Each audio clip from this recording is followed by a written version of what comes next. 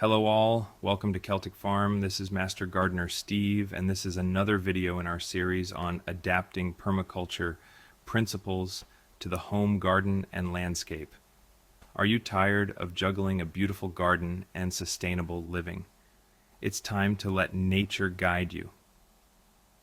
Welcome to the world of permaculture, where we're not just growing plants, we're raising the stakes for a more self-sustaining lifestyle. Today we're diving into the concept of garden design and permaculture zones, a strategic method to design your garden in harmony with its natural environment.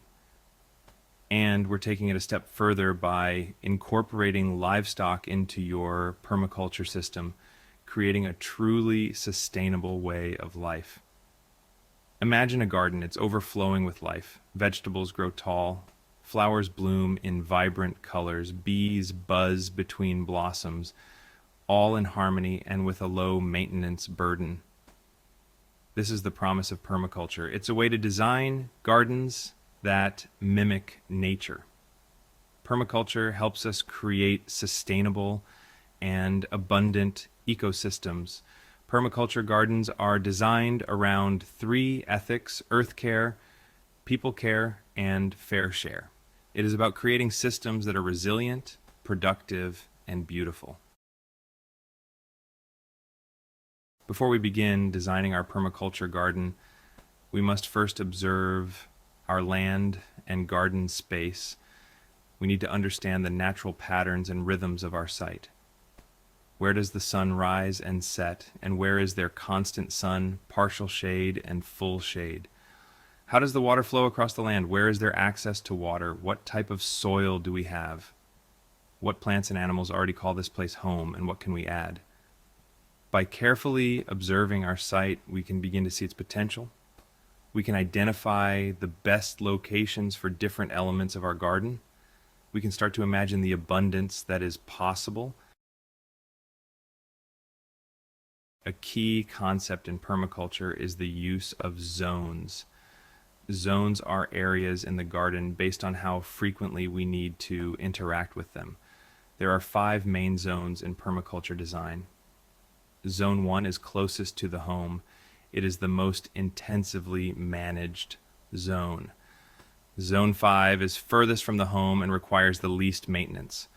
By carefully planning our gardens around these zones, we can create a system that is both productive and easy to manage. Zone 1 is the heart of the permaculture garden. It is the zone we interact with most often. This is where we place elements that require frequent attention. A herb spiral is a great addition to Zone 1. We can easily access herbs for cooking. Raised beds are also ideal for Zone 1. They provide excellent drainage and make gardening easier on our backs. In Zone 1, we might also have a composting system for kitchen scraps. Zone 2 is a bit further from the home. It's still a productive zone, but it requires less daily attention. This is an ideal location for our main vegetable gardens. We can grow a wide variety of vegetables in Zone 2. Fruit trees and berry bushes also thrive in this zone. They provide us with delicious and nutritious food. We can also use this zone for chicken tractors. These movable pens allow chickens to graze freely while fertilizing the soil. Zones 3 and 4, wild and free. Zones 3 and 4 are even further from the home. They are less intensively managed.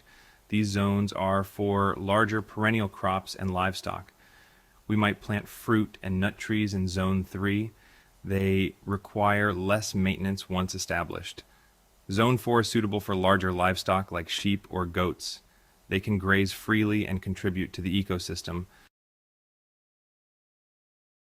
Zone 5, the untamed edge. Zone 5 is the furthest zone from the home. It is the wildest and most natural area. This zone is left mostly undisturbed. We can observe nature in Zone 5. It is a place for native plants and animals to thrive. Zone 5 reminds us that we are part of nature. We are not separate from it. Functional planting and animal integration. In permaculture, we choose plants for their functions. We consider how they can benefit the entire system. This is called functional planting.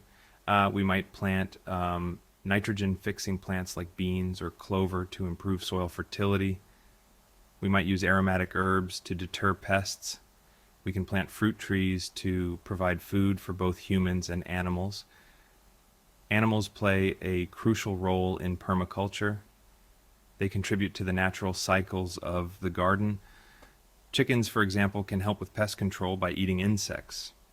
Their manure is a valuable fertilizer. Ducks can help control slugs and snails. The bounty of permaculture. Permaculture offers a way to create gardens that are not only productive, but also sustainable and resilient. By working with nature, we can create a balance in our gardens and our lives. Start small, observe your land, choose plants that thrive in your climate, integrate animals if you can. Permaculture is a journey of learning and discovery. It is a journey that leads us towards a more harmonious and abundant future. If you like this video, subscribe and hit the bell to get notified when our next comes out.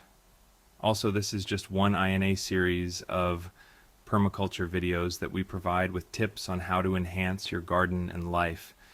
Thanks again, and happy gardening.